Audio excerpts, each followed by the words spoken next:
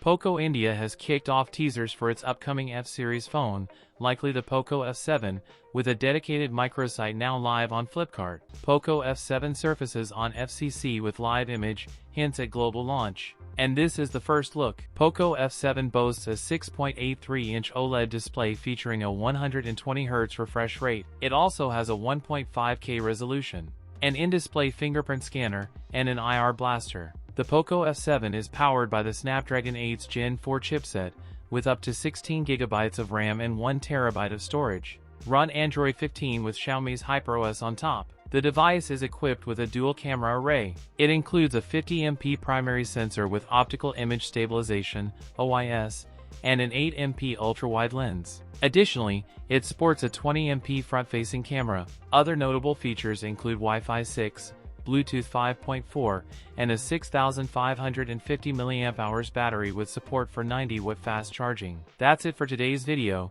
If you enjoyed it, don't forget to like, comment, and subscribe for more content. Thanks for watching, and I'll see you in the next one.